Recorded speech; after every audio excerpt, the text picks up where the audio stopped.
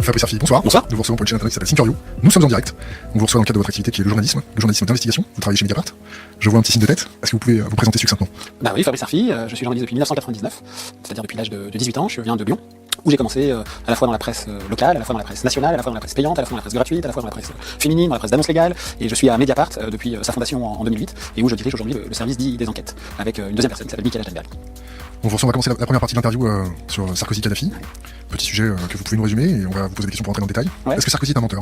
Ah oui, Sarkozy est un menteur indéniablement à la lumière de ce dossier, et notamment depuis qu'il a été mis en examen pour... La présomption d'innocence, non? Ah non, bien sûr, la présomption d'innocence, toujours la présomption d'innocence, c'est a fortiori quand on est mis en examen. C'est-à-dire que la mise en examen d'un point de vue judiciaire, c'est à la fois la concrétisation d'indices graves et concordants qui permettent de penser que quelqu'un a participé à la commission de faits, c'est la nature de la mise en examen, mais parce qu'il est mis en examen, il est présumé innocent d'un point de vue judiciaire, et on est considéré coupable d'un point de vue judiciaire jusqu'à ce qu'on ait été, seulement quand on a été condamné et reconnu comme tel par un tribunal, première instance, appel, et puis après il y a la cassation. Mais il y a un leurre, je trouve, français, à vouloir agiter toujours la présomption d'innocence, qui est une notion juridique capitale, mais pour empêcher, comme si on mettait un bandeau sur les yeux du public, pour empêcher les citoyens de regarder les faits tels qu'ils sont.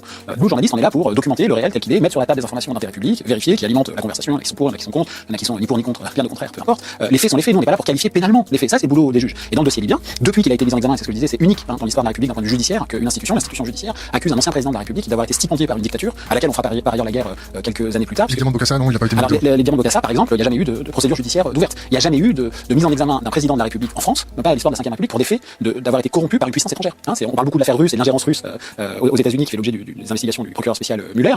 C'est de mon point de vue l'affaire de l'ingérence russe x10, parce que là on parle de financement direct, à la fois politique, de l'argent politique, parti de plusieurs poches en Libye, plusieurs dignitaires, arrivé entre plusieurs mains différentes en France, mais aussi de l'argent personnel, confère l'achat d'appartement de Claude Guéant en mars 2008. Donc aujourd'hui on a pu démontrer que la Libye était liée à l'achat de cet appartement. Et il y a seulement 3 ans plus tard, une guerre qui est déclarée par la France, qui fait semblant de découvrir que Kadhafi était un tyran. Il était, toujours été un tyran, Kadhafi. Pas de doute là-dessus. Mais c'est Sarkozy, et c'est la France de Sarkozy qui a vendu du matériel d'espionnage numérique. Vous parlez d'Amésis? Je parle de l'affaire Amésis, Eagle, et le logiciel Eagle et I2E à l'époque, comme ça s'appelait Amésis. C'est la France qui a vendu des armes. France de Sarkozy, notamment des missiles anti-chars fabriqués par une filiale de ADS qui s'appelle MBDA. C'est la France, celle de Sarkozy, qui a tout fait pour faire sauter le mandat d'arrêt du beau-frère de Kadhafi, qui était aussi le chef.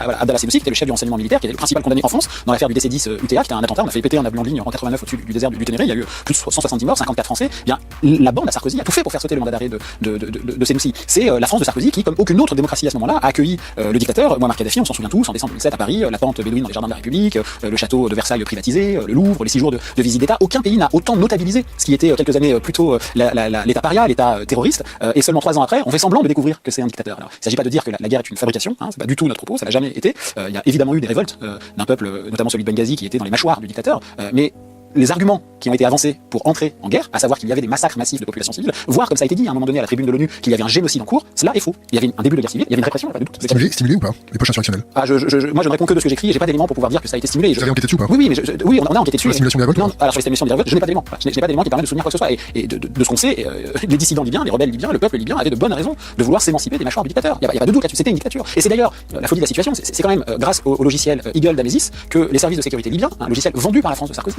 contrat sur lequel l'émissaire préféré de Sarkozy, alors aujourd'hui il fait comme s'il l'a jamais connu, mais Takedine, main dans la main quand même avec Sarkozy et ses amis à toucher de l'argent. C'est grâce à ce logiciel-là qu'on a pu surveiller, attraper, torturer des opposants de Benghazi en 2011 au début de la guerre. Bon, et depuis sa mise en examen, c'est vrai, pour répondre à la question, que Sarkozy s'est enferré, englué dans des mensonges répétés, ce qu'on appelle parfois un peu facilement des fake news aujourd'hui, pour essayer de se défendre des accusations qui le visent.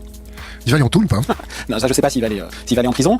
Pour l'instant, on est dans une procédure judiciaire qui a connu une accélération spectaculaire, c'est pas fini, mais qui a connu déjà une accélération spectaculaire en mars dernier avec la garde à vue, les 26 heures de garde à vue de Nicolas Sarkozy. Il n'est pas vraiment une garde à vue. Alors oui, il y a un débat sur le fait qu'en effet, il n'a pas dormi sur place. Et c'est une faveur qui lui a été faite par les enquêteurs, précisément je crois pour ne pas avoir à rentrer dans une polémique de la justice spectacle, du président qu'on traiterait avec des sentiments de robespierriste et de justice rouge ou je ne sais quoi, qui est comme l'argument qui est perpétuellement avancé par les présumés délinquants en col blanc dans ce type de dossier. Il est mis en examen pour des faits qui, si ça devait amener à une condamnation judiciaire, sont passibles de prison ferme. Mais en France, il y a un tabou français. C'est une question et un débat délicat, c'est un débat compliqué, mais il y a un tabou français sur l'incarcération de ce qu'on appelle les délinquants en col blanc. Les VIP.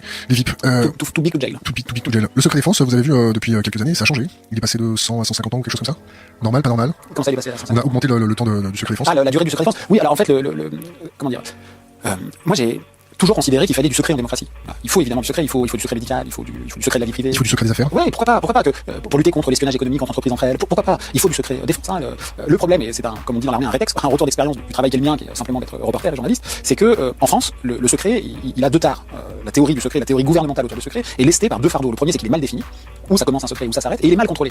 Conséquence, on voit beaucoup de pouvoirs exécutifs utiliser et agiter le secret pour protéger des intérêts qui n'ont rien à voir avec l'objet que le secret est censé protéger. C'est comme ça qu'on a vu dans des affaires de corruption le secret défense être agité pour empêcher de découvrir des faits qui ont à voir avec le porte-monnaie et les poches politiques, voire personnelles de certains responsables, et rien avec la défense des intérêts supérieurs de la nation. Mais ça peut être aussi vrai pour le secret médical. La maladie de François Mitterrand, le cancer de François Mitterrand, Pompidou. ou la maladie de Pompidou en 73. Si je reprends le cancer de Mitterrand, qui est, sauf erreur de ma part, diagnostiqué en octobre 80, donc dès qu'il devient président, en 88, il est déjà très affaibli. On est dans un régime ultra présidentialiste, c'est-à-dire qui personnalise le pouvoir. On rappelle quand même que, par exemple, en France, aller à la guerre, faire la guerre, déclencher une guerre, c'est la responsabilité d'un homme. Le Parlement ne se prononce pas sur le déclenchement de la guerre. Ça me paraît, on va larguer des bombes sur des pays bleu, blanc, rouge au nom des citoyens français. Le Parlement, qui est représentatif national, n'a pas son mot à dire. Il a son mot à dire sur la reconduction de la guerre, mais pas sur le déclenchement. Par exemple, ce qui s'est passé dans la guerre en Libye. Bon, je pourrais parler du pouvoir nucléaire, de tous les pouvoirs ultra concentrés qu'il y a entre les mains du président de la République en France. Eh bien, qu'un homme, confère François Mitterrand, puisse être frappé d'une maladie qui pourrait interférer dans sa charge publique, je suis désolé, c'est une information d'intérêt public. C'est une information qui t'a choqué, qui, de mon point de vue, est beaucoup plus d'intérêt public que Mazarine. Mazarine Pinjot, dont il y avait eu un scandale sur on a utilisé des moyens de l'État pour protéger cet enfant caché. Sincèrement, j'essaie de jouer franc jeu là, si j'avais été journaliste à l'époque et j'avais eu les informations, je suis pas certain que je les aurais rendues publiques. Parce qu'au fond, si on réfléchit sur Mazarine, c'est quoi le problème? C'est que ce soit un enfant adultérin.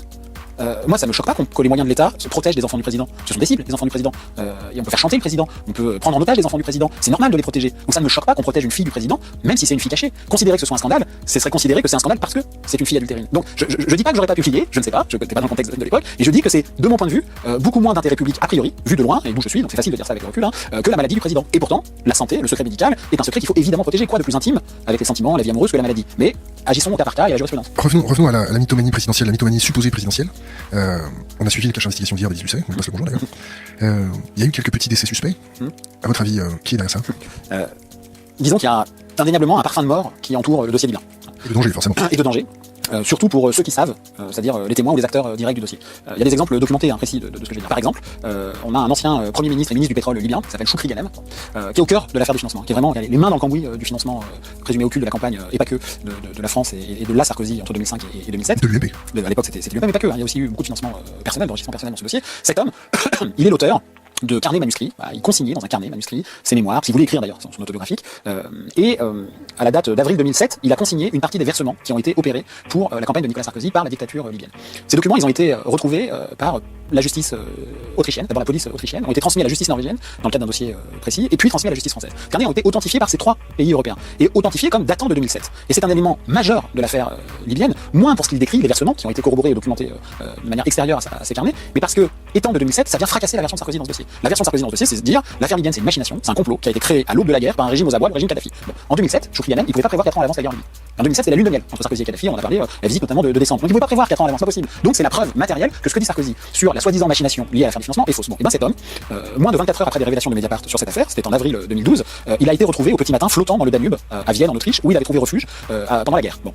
Aujourd'hui, cette mort est considérée, je cite, ouvrez les guillemets, comme hautement suspecte, notamment par les services de renseignement américains, et notamment par un ancien conseiller d'Hillary Clinton qui un jour lui avait écrit un mail en parlant de cette mort, dont l'objet était si tu aimes les crimes non résolus, lis cette histoire. Voilà. Bon. Mort suspecte. Bon. Il y en a une autre, il y a un homme, le cache d'investigation de Nicolas Vescovaci et des Lucet en parlait hier, non pas de cet homme, mais de l'objet qu'il a convoyé, à savoir des enregistrements clandestins. Le régime Kadhafi était connu pour enregistrer clandestinement ses visiteurs. C'est pas le seul dictateur à faire ça, Omar Bongo était réputé pour ça. Bon. Et donc il y a toute une course-poursuite sur où sont les bandes. Les bandes, et ce qu'on entendrait dans ces bandes, des négociations qu'il y a pu avoir entre les Français et les Libyens avant la présidentielle de 2007. Bien, il y a un homme qui s'appelle Mohamed Al-Bishari, qui était le fils d'un ministre de Kadhafi, qui a été mort dans un accident de voiture d'ailleurs, dont on a découvert après que c'était un attentat du régime contre l'un de ses propres ministres. Et cet homme, Mohamed Al-Bishari, était un anti-kadhafiste acharné. Bon. Pendant la guerre, et juste après la guerre, grâce aux rebelles, notamment de Benghazi, qu'il connaissait très bien, de Misrata, il a pu récupérer un certain nombre d'enregistrements, des fameux enregistrements des cassettes du régime libyen, par l'entremise d'un eurodéputé, d'un ancien eurodéputé français, Michel Scarbonchi, qui est un cousin de Bernard Scarsoni, l'ancien chef des services de renseignement de Sarkozy, dit le Squal. Cet homme a été présenté au service de renseignement français, à la fois à la DGSE, à la fois à la DCRI, qu'on appelle aujourd'hui la DGSI, qui était dirigée par Scarsoni. Ce que je dis là est documenté au dossier judiciaire, je ne sors pas de mon chapeau. Bon. Et il a présenté un extrait des enregistrements. On ne sait pas ce qu'il y a sur les bandes. On sait pas. On sait que c'est avec des Français, mais on ne sait pas qui parle, et on ne sait pas de quoi. Ce qu'on sait, c'est que la bande a été authentifiée. Même par les services de renseignement français. Bon. Et donc, on sait que les fameux enregistrements clandestins, ils existent, ils ont existé. Bon. Où ils sont maintenant. Bon. Quand le fameux Mohamed Al-Bishari devait revenir en France, il habitait en Tunisie pour avancer dans les négociations et la remise des cartons, paraît-il dans les 70 avec les bandes, sur le chemin de l'aéroport en quittant sa maison à Tunis, il est mort. Il est mort d'une crise de diabète. Alors, il a 38 ans, il avait 38 ans, il était diabétique. Bon. Comme tous les diabétiques, il savait se soigner, il faisait attention, il est mort d'une crise de diabète. Il y a eu très peu de diligence autour de sa mort. Voilà une autre mort. Je vais donner un troisième exemple, je ne veux pas être trop long, mais il y a un homme clé du dossier qui est l'ancien directeur de cabinet de Muammar Kadhafi, qu'on voit d'ailleurs dans le cache d'investigation, qui s'appelle Béchir Saleh. un peu l'argentier du régime, l'homme de tous les secrets. Bon. Cet homme doit sa survie au sens propre du terme et au sens judiciaire du terme à 2 reprises à Nicolas Sarkozy personnellement. D'abord pendant la guerre en Libye, alors qu'il est arrêté par le CNT, qui était le gouvernement transitoire libyen, les anti-kadhafistes, en fait composé pour partie de kadhafistes, pour partie d'authentiques démocrates et pour partie d'islamistes, l'avait appréhendé, l'avait arrêté en 2011 et à la demande de la France, il a été relâché. C'est un homme qui lui est totalement au cœur des financements libyens et c'est la DGSE qui l'a exfiltré de Tripoli pour l'amener en Tunisie puis en France. Ça aussi c'est documenté par des notes de la DGSE qu'on a rendu public à la fois dans Mediapart et dans le livre qu'on a fait avec Karl Lasquier sur l'affaire libyenne. Ça fait comment? Avec les compliments de Guide, qui est un bouquin qui est sorti en octobre dernier chez Fayard. Bon. Cet homme est protégé ensuite en France. Il est territorialement en France alors qu'il est recherché par un mandat d'arrêt Interpol. Il a une notice rouge contre lui et il est protégé par la France de Nicolas Sarkozy. On est en 2011-2012. En 2012, on fait cette fameuse révélation. On publie un document issu des archives libyennes. Sarkozy dira que c'est un faux. La justice dira pas du tout à 2 reprises. Ça n'est pas du tout un faux. Bon. 5 jours après la révélation de ce document, qui a été destiné à Béchir Saleh, il était le destinataire de cette note. Il y a une promesse de financement datant de décembre 2006 pour la campagne de Sarkozy par les Libyens. Panique au sommet d'État parce qu'on découvre que la France en fait a sur son sol un Libyen recherché par Interpol et le gouvernement qu'on a installé en fait on le protège au lieu de le remettre aux autorités compétentes. Le même Bernard Sorsini, c'est indigne d'un film d'espionnage avec un intermédiaire qui s'appelle Alexandre Jory, organise, alors c'est une scène de genre incroyable de polar, organise, ça se passe d'abord au pied de la Tour Eiffel, il y a des rendez-vous confidentiels au pied de la Tour Eiffel, et organise la fuite de Béchir Saleh de France. C'est-à-dire que les autorités françaises, au lieu de l'arrêter et de le présenter à Interpol et de le déférer devant les Libyens, ils font le contraire. Ils organisent sa cavale. Et là, il y a des éléments de cette période de 2011-2012 qui montrent que Béchir Saleh dit qu'il sera redevable à vie à Nicolas Sarkozy de ce qu'il a fait. Aujourd'hui, le dossier judiciaire ouvre même une piste incroyable, c'est que Béchir Saleh en fait est parti avec l'essentiel des documents sur le financement libyen de la France en 2007 et que c'était même sa monnaie d'échange pendant la guerre pour être sauvé de la sorte. Ça aussi, c'est au dossier judiciaire. Bon. Cet homme, pendant des années, et on comprend pourquoi, vu la fidélité, la loyauté qu'il a vis-à-vis de l'homme qu'il a sauvé, a toujours catégoriquement démenti l'affaire libyenne. Bon. Mais le temps a fait son œuvre, je suis pas dans sa tête, je sais pas ce qui s'est passé, et il a commencé à un peu amender ses démentis. D'autant qu'il est complètement fait par l'enquête judiciaire. C'est l'homme qui est derrière les financements de Claude Guéant et l'achat de son appartement en 2008, entre autres. Bon. C'était le directeur cabinet de Kadhafi, c'était l'opérateur de tout ça. Bon. Et bien cet homme, en février dernier, il a été victime d'une tentative d'assassinat en Afrique du Sud où il est réfugié. Il a pris une balle. Il a pris 2 balles, il a survécu miraculeusement, ça c'est un miracle. C'est lui qui était visé, son chauffeur n'a pas été visé, manifestement la voiture n'a pas été visitée, donc ça ne ressemble à rien à un crime crapuleux. On a même nous interrogé sa famille, qu'on a retrouvé dans Mediapart, et son frère dit c'est lié à l'affaire libyenne. C'est pas parce qu'ils le disent que c'est vrai, mais en tout cas c'est intéressant de savoir que les plus proches de Béchir Saleh imputent cette tentative d'assassinat à ses volontés de commencer à parler, parce qu'il commençait à vouloir parler. Je vous parenthèse, il y a pas eu d'analyse balistique, on sait quel calibre, on sait. Alors moi je ne connais pas le dossier criminel sud-africain, j'adorerais, je le connais pas donc je peux pas répondre à cette question. Mais voilà, une troisième personne, alors lui n'est pas mort mais que la mort a fraudé dans cette affaire. Et puis il y a un autre qui est le premier des Kadhafis, c'est Mouammar Kadhafi. La mort de Kadhafi demeure aujourd'hui un mystère.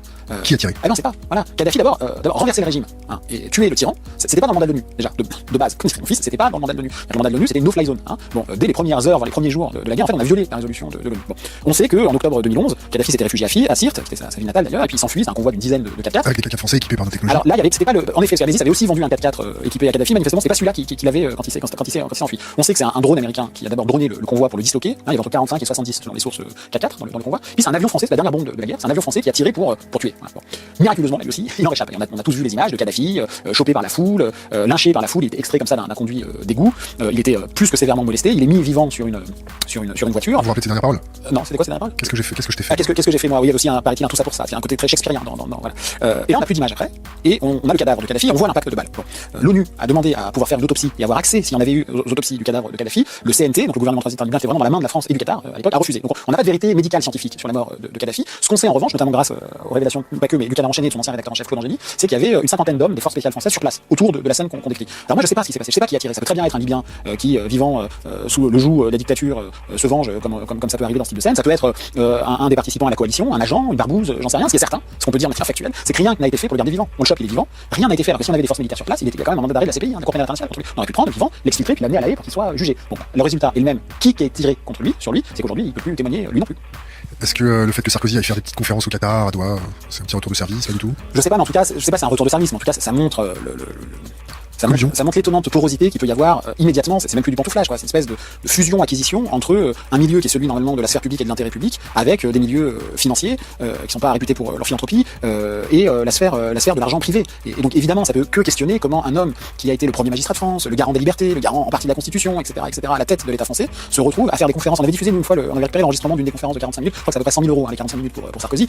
Sauf son respect, c'est indigent. C'est indigent ce qui était raconté. Bon, voilà, s'il y a des gens qui ont payé 100 000 euros pour ça, pourquoi pas. Mais c'est vrai que ça mériterait de voir et de creuser un peu quels étaient les liens avec qui payer pendant qu'il était président. Voilà. Parce que le financement, c'est pas qu'après, enfin c'est pas qu'avant qu'il y ait des faveurs et des contreparties, ça peut être après, une sorte de rétro-financement. Est-ce que Claude Guéant est un crétin? Non, je crois pas que Claude Guéant est un crétin, je crois même que c'est tout sauf un crétin. En revanche, je crois que c'est un homme dont la loyauté confine pour certains de ses proches à la folie aujourd'hui. Alors quand je dis crétin, c'est utiliser moins de 800 euros en temps d'année. Il faut être un peu bête, il faut être quoi? Non, il faut être gonflé. Mégalomane? Non, il faut être gonflé d'un sentiment d'impunité dont nous qui n'évoluons pas dans ce type de milieu avons du mal à saisir l'ampleur. C'est la maladie du pouvoir? Ouais, c'est la maladie du pouvoir français. Je peux même dire que moi, dans toutes les enquêtes que j'ai faites, j'y ai trouvé deux invariants. Tout le temps. C'est les paradis fiscaux, espèce de boîte noire comme ça, au cœur de la mondialisation, qui permettent pas simplement d'éviter de payer l'impôt. Ça, c'est une des fonctions des paradis fiscaux, mais surtout des lieux qui permettent de dissimuler l'origine et la destination de l'argent sale. L'argent du crime, l'argent de la drogue, l'argent de la corruption, parfois l'argent du terrorisme. Bon. Et le deuxième invariant, c'est le sentiment d'impunité. En fait, on ne mesure pas, et c'est pour ça d'ailleurs que les policiers anticorruption, même si c'est des années après, ça peut paraître surprenant vu l'extérieur, mais vont perquisitionner des années après des gens sur des faits subodorés qui auraient été commis par exemple 10 ans avant. On dit mais quand même 10 ans après, et ben ils trouvent souvent, quelque chose dans un bouquin, ils trouvent même des choses sur la table pour Claude Guéant. Et en effet, il y a une telle déconnexion du pouvoir, les atours du pouvoir, que là ils ne se rendent même plus compte que bah oui, en fait, on peut vivre tranquillement dans ce monde-là en retirant, en disant que 800 euros en 10 ans, et en payant tout ce qu'on a à payer de sa vie privée en cash, et parfois, voire souvent en billets de 500 euros. Et ça n'est pas déclaré, tout ça est complètement hors sol du point de vue des textes réglementaires, mais on peut aussi, c'est sidérant, s'acheter un très bel appartement derrière l'Arc de Triomphe, c'est toujours Claude Guéant, en mars 2008, c'est 3 mois après la visite de Kadhafi. Il a pas payé très cher d'ailleurs. Qu'il a payé 700 000 euros pour un 90 mètres carrés, il a amené 500 000 euros qui sont arrivés sur son compte en banque 20 jours plus tôt, juste avant l'achat devant le notaire, en faisant croire que cet argent provenait de la vente de petites toiles d'un peintre hollandais. Bon, des toiles qui valaient plus de 10 fois moins. 30 000 euros. Voilà, en fait, cet argent, c'est un montage qui passe par le truchement de sociétés offshore, dont le prix a été compensé par qui? Par la Libye. Et le cache d'investigation le montre très bien, et nous on l'avait raconté il y a déjà plusieurs années dans le journal, mais on peut factuellement dire aujourd'hui que la Libye est liée à l'achat de Claude Guéant. Et il a cru que ça allait marcher. J'ouvre une parenthèse sur la upper class. Quand on fait l'addition de tout ça, on va dire les 800 000 euros pour son appartement, son train de vie de ministre, on va dire, payé en cash, ça fait pas grand chose en fin de compte. Ça fait quelques millions d'euros. Là, ça fait déjà beaucoup pour beaucoup de gens. Non, mais pour la upper class, c'est rien. Ah, bah, par rapport à un monde qu'ils peuvent fréquenter, oui, c'est peu, mais parlons de ce monde-là. c'est ce qu'on trouve. Ouais, parlons de ce monde-là. Le monde des paradis fiscaux, le monde de la concentration du pouvoir, le monde des yachts de plus de 100 mètres de long. Vous connaissez ce monde-là un peu? Non. Jamais. Une petite soirée cocaïne pute à Saint-Barth, jamais? Non, moi, je pars du principe que mon boulot, c'est de raconter le monde tel qu'il est. Donc mon boulot, c'est pas de me boucher le nez pour aller comprendre comment ça se passe. Ce que je veux dire par là, c'est que je me fais honneur dans mon téléphone, dans mon carnet d'adresses, d'avoir des corrompus, des corrupteurs, des gens de peu, des gens de bien, des gens qui ont fait de la prison, des braqueurs, des gens qui ont fait passer en cour d'assises, des ministres, pourquoi pas des présidents, des agents secrets, des policiers, des magistrats, peu importe, syndicalistes, chefs d'entreprise, etc. Et vous avez un iPhone. Et ouais, j'ai un iPhone. Et c'est un scandale. C'est pas le bon lieu pour le dire. Voilà, donc bien évidemment, quand j'essaye d'écrire sur des escroqueries, par exemple l'escroquerie dite à la taxe carbone sur laquelle j'ai beaucoup écrit, je fréquente des escrocs. Donc j'essaye de fréquenter leur milieu, voilà. Ça veut pas dire pour répondre pas se cramer. Ah non, mais moi je n'ai d'abord aucune fascination. J'ai pas d'attrait du tout là-dessus, du tout. Et donc, mais je me suis jamais retrouvé sur une. Ce serait un gonzo génial. Hein. J'adorerais me retrouver sur une soirée genre le Loup de Wall Street et à raconter en étant à côté de DiCaprio, enfin plutôt son personnage qui joue, comment ça se passe. Plein de journalistes font ça hyper bien, notamment dans les pays anglo-saxons. Voilà, j'ai aucun surplomb par rapport à ça. En revanche, je connais ce monde-là par les éléments et notamment documentaires qu'on récupère sur ces. Je sais ce que c'est un yacht, je sais combien ça coûte, je sais comment ça se finance, je sais ce qu'on peut y faire, notamment ces liens faussement d'amitié qui sont des liens de cupidité, qui sont des liens de corruption. Hein. C'est par là que commence la corruption. Le hortefeux où Jean-François Copé sur le yacht de Takedine, c'est le début de la corruption. C'est le début de la corruption. Quand l'un est au ministère de l'Intérieur, l'autre au ministère du Budget, l'homme est marchand d'armes, c'est l'un des plus gros fraudeurs fiscaux qu'on connaisse. Et il y a des photos sur le yacht avec les femmes, on les voit, ou dans la piscine, la fameuse photo de Copé là qu'on avait rendue publique, de Copé barbotant quelque sorte dans la fraude fiscale, parce que la piscine et toute la maison au Cap d'Antibes faisait partie d'un énorme montage frauduleux du point de vue du fisc qui est réclamé depuis je crois plus d'une vingtaine de millions d'euros à Takedine après nos révélations. Donc c'est un monde dont les mondanités sont parfois le marchepied de la corruption. Hein. Ça n'est pas que du plaisir. C'est dans ces moments qu'on fait des photos. Et puis les photos, c'est embêtant. Hein. C'est peut-être comme ça qu'ils se tiennent. Ça peut être, notamment comme ça, bien sûr. Et puis ils peuvent faire d'autres choses aussi, non? Je sais pas, après ça, oui, on peut faire d'autres choses. Hors la loi. Je sais pas, peut-être, je sais pas. Revenons à notre affaire. Quand on voit Sarkozy pousser des grands cris d'enfrait, ça t'a fait quoi de voir ça? Genre, il raconte n'importe quoi, mais Mediapart, le document était faux, ça passe à TF1? Ouais, ça passe à. Mais moi j'ai un avocat en droit de la presse là, avec qui je m'entends bien, Christophe Bigot, qui est un super avocat, qui est l'avocat qui avait relu le livre pour Fayard, qui est spécialisé notamment dans les maisons d'édition, qui est un mec absolument génial. Et il m'avait appelé après le passage de TF1, il m'avait dit j'espère que vous allez demander un droit de réponse équivalent pour passer. C'est un peu une boutade, mais c'était en droit, c'était pas faux parce que on a compté, il a cité 10 fois Mediapart. Voilà, aux 20h de TF1, 10 fois, c'est super, en même temps, un attaché de presse absolument formidable. C'était déjà le cas dans l'affaire des concours, donc on va surtout pas lui demander d'arrêter ça. Mais en fait, ce qui était incroyable après sa mise en examen, c'est de voir un ancien président de la République, alors qui sur la forme est il est impressionnant, quoi. Il est vigoureux, il est droit dans ses bottes, dans la forme, il est hyper combatif, il est même violent d'un point de vue symbolique, la façon dont il s'exprime, etc. Mais en réalité, sur le fond, ce qu'il raconte, c'est un bullshit de A à Z. Il n'y a pas un truc factuel qu'il a dit sur le 20h de TF1 qui est vrai. Pas un truc. Même quand il dit qu'il a appris qu'il allait être placé en garde à vue le matin même, c'est faux. Même ça, c'est faux. En fait, ça fait depuis un mois et demi qu'il allait être entendu comme mise en cause par les policiers, donc il a eu le temps. Les policiers ont agi comme des gentlemen, il a eu le temps de préparer son audition. Bon, il a eu un mois et demi pour faire. D'ailleurs, il connaît le dossier par cœur quand il arrive en garde à vue. Il arrive avec sous le bras pour la petite anecdote avec notre livre. On a fait avec Ernest, je parlais tout à l'heure, il vient avec notre livre pour dire à quel point c'est bon. Mais en fait, on a un Sarkozy qui fait semblant, mais il est pas bête, il est plus un ancien avocat, il est toujours avocat, il fait semblant. Parce qu'il pense que ce qu'il lui faut gagner, c'est la bataille de l'opinion publique. Il fait semblant de croire que son problème, c'est Mediapart. C'est pour ça qu'il nous déchire. Et il veut dire, en fait, il dit, kadhafistes sont des dictateurs, c'est des tueurs. Mediapart, c'est des fauteurs. Takedine, c'est un fou. Voilà. Il fait du chapeau noir cuisine. C'est ça, c'est une stratégie, comme si les juges français, 3 des plus grands magistrats français, la police anticorruption, le parquet, allaient décider d'accuser et de mettre en examen un ancien président de la République en faisant confiance aveuglément à l'ancien régime dictatorial, en faisant confiance aveuglément à Takedine, ou en ne se basant que sur les enquêtes de Mediapart. Un tout petit peu de respect pour les magistrats et les policiers qui bossent depuis 5 ans sur ce dossier. C'est un ancien président, un ancien ministre de l'Intérieur. Mais en fait, son problème, c'est plus Mediapart. Là, il s'est cru en 2012. Il a cru qu'il était dans une campagne présidentielle, mais je sais pas quoi. Mais nous, c'est fini en fait. On n'est plus son problème. Son problème s'appelle les juges. C'est devant eux qu'il va falloir qu'il se batte. Et il a le droit de se battre, évidemment, il a le droit de contester sa mise en examen, il a le droit, avec tous les moyens de la loi, de se battre, et c'est bien la moindre des choses, et il est présumé innocent. Mais non seulement il se trompe d'adversaire, et en plus, quand il essaye d'avancer des pions factuels, c'est totalement bidon. J'ouvre deux parenthèses. La première, c'est. La quatrième. Ouais, bon, t'inquiète pas, il me reste une dernière. La première, c'est le cash qui circule pendant la campagne. Énormément de cash. Tout le monde reçoit des petites enveloppes à gauche à droite. Ça t'a pas posé des problèmes, en sachant qu'il y a quand même des services d'enseignement en France qui doivent avoir un œil dans les campagnes, qui doivent voir un petit peu ce qui se passe, que tout le monde ferme sa gueule pour être trivial. Alors, c'est la crainte. Service d'enseignement, je sais pas, mais est-ce que tu te rappelles la fusion entre la DCRI et la DST, la DST-DRG, pardon, où il y a eu un bon écrémage de tous les anti-sarkozystes, juste au même moment. Est-ce que tu penses que ils ont même mis la main sur les services d'enseignement pour faire taire ce qui se passait? Alors, il y a deux questions. Il y a la question du cash, du contrôle, et la question de la privatisation. De la remontée de l'information. La privatisation du renseignement. Bon. Moi, je sais pas ce que les services d'enseignement, j'ai pas d'éléments, donc je sais pas sur la campagne présidentielle de 2007. Je vais répondre sur les deux questions, prenons le cash. En effet, il y a eu un usage immodéré du cash. Hein. Il y a eu une abondance d'enveloppes en liquide dans cette campagne. Et d'ailleurs, il y a une petite anecdote qui, pour moi, qui n'est pas anecdotique, d'ailleurs très bavarde et résume tout dans ce dossier. L'homme qui est le directeur de la campagne, c'est Claude Guéant. Bon, c'est aussi l'homme qui est le plus en lien avec le régime libyen, avec Taclidine, il se voit tout le temps, il s'appelle, il s'écrit des notes, et bon, tout ça a été retrouvé, hein. D'abord par Mediapart puis par la police. Et bien cet homme qui est directeur de campagne, Guéant, le temps de la campagne présidentielle, il ouvre une chambre forte dans une banque. Bon. Pour la petite anecdote, il est à la BNP, il est client de la BNP, il va à son agence, je crois que c'est un filiale du bureau, mais je suis plus sûr de ça. En tout cas, il va à son agence à Paris et dit voilà, moi je veux un coffre-fort. Ils disent voilà, monsieur Guéant, bien sûr, on a un coffre-fort et tout ça. Et puis il a dit non, il faut un très grand. Il dit ah, mais non, mais nous ça on n'a pas ici, il faut aller à l'agence Opéra. L'agence Opéra, c'est la grande agence, l'agence vitrine un peu de la BNP à Paris. Bon. Il va là-bas et il lui ouvre une chambre forte si grande qu'un homme peut y rentrer debout. C'est pas rien, c'est un truc immense. Bon. Il l'ouvre le temps de la campagne, il la ferme à la fin de la campagne, et le temps de la campagne, il y va 7 fois. On ne sait pas ce qu'il va chercher, mais il y va 7 fois. Quand il est entendu en garde à vue, on lui demande mais qu'est-ce qu'il y avait dans cette chambre forte? Discours. Il a dit il y avait des documents du ministère de l'Intérieur et des discours de Nicolas Sarkozy. Bon. Évidemment, tout le personnel de la campagne qui a été entendu par les policiers, c'est au mieux à opposer une sorte de silence extrêmement embarrassé aux enquêteurs, au pire pour lui était se bidonner quoi. Il y a vraiment des réactions sur procès verbal, mais c'est hallucinant. Les discours en fait ils étaient disponibles sur l'intranet de Nicolas Sarkozy. Et quel est l'intérêt d'aller mettre des documents de travail dans une banque qui a des horaires de fermeture alors qu'on pourrait les avoir au QG de la campagne qui est sécurisé où il y a aussi d'ailleurs des chambres fortes. Bon. Évidemment, les enquêteurs ont un peu de mal à penser qu'il y avait simplement du papier et des discours, mais en tout cas une autre forme de papier dans ces coffres. Bon. Eric Woerth, qui était le trésorier de la campagne présidentielle, en 2007, il a été entendu dans le dossier, il a dit ouais, c'est vrai qu'il y avait du cash. En fait, c'était des dons anonymes qu'on recevait par la poste. Hein, par la poste.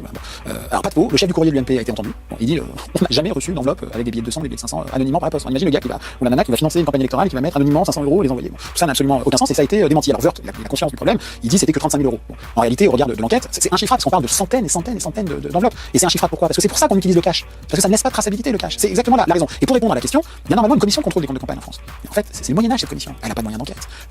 Elle fait la preuve à chaque élection de son impuissance. C'est quand même la commission qui a raté juste plus de 20 millions d'euros de fausses factures dans l'affaire Malion, hein, en 2012. Voilà, bon, c'est-à-dire que l'affaire Malion nous a quand même montré qu'une campagne présidentielle pouvait coûter plus du double du plafond autorisé. Bon, donc on voit à peu près ce qu'il a pu se passer dans l'affaire des financements libyens pour 2007. Et donc là, il y a une atrophie très française du contre-pouvoir vis-à-vis de cette commission qui n'a de contrôle en réalité que le nom, qui par ailleurs fait tout pour ne pas demander de moyens à une classe politique qui est absolument ravie de ne pas les lui donner pour travailler. Bon, voilà. Ensuite, il y a la question des services de renseignement. Et c'est vrai que tout ça se passe dans un moment très restreint, qui est entre 2005 et 2007, le moment où Sarkozy a pas un petit passage de 4 mois à Bercy et ministre de l'Intérieur. Et en effet, il fait cette fusion DRG et du contre-espionnage, la DST, la direction de surveillance du territoire, pour créer ce que Squarcini, qui était son premier patron, appelait le FBI à la française, la DCRI. Bon, le premier dossier est quand même un fiasco majeur, l'affaire de Tarnac, dit de Tarnac. Le premier dossier de la DCRI, on a vu ce qu'il en a coûté pour la notoriété de ce service avec la relaxe de ces dernières semaines.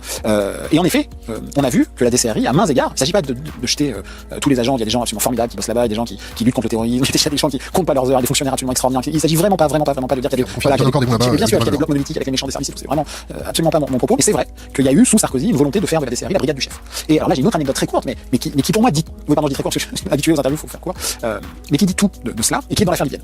Sarkozy en 2013, il est plus président, mais il panique, littéralement, au sujet du témoignage d'un homme qu'on a vu dans le cache investigation, qu'on avait interviewé dans Mediapart, qui est le traducteur de Kadhafi, hein, le professeur Moftami Souri, qui est diplomate, hein, contre qui il n'y a jamais rien eu, les anti-kadhafistes n'ont jamais poursuivi, la France n'a jamais poursuivi, quelqu'un de très honorable entre guillemets, et qui a été les yeux, les oreilles et la bouche de Kadhafi dans les relations françaises pendant des décennies. Bon. Et Sarkozy était paniqué sur l'éventuel témoignage en 2013 que cet homme pouvait livrer à la justice, voire aux journalistes.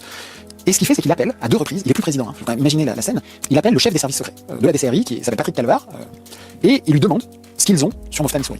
Bon. Et Calvar est hyper prudent, et il répond pas, il dit oui monsieur le président, il appelle quand même monsieur le président, oui monsieur le président, voilà. Et puis en fait, il rappelle pas.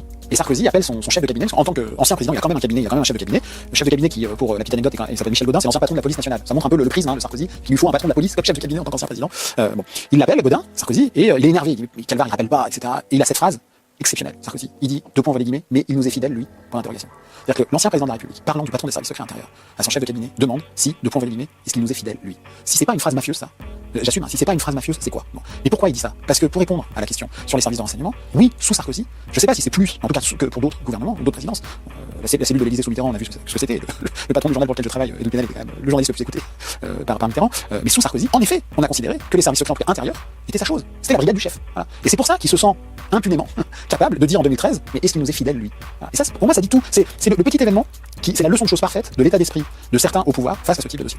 On va revenir à notre affaire, qu'on n'a d'ailleurs pas quitté. On a Sarkozy qui a nommé un pseudo-ambassadeur bodybuildé qui a manqué de respect au monde arabe tout entier, qui s'est fait toper avec énormément d'argent liquide la guerre du Nord, avec des billets qui étaient avec des numéros de série qui se suivaient. La Banque Centrale Européenne est capable de dire d'où ça vient.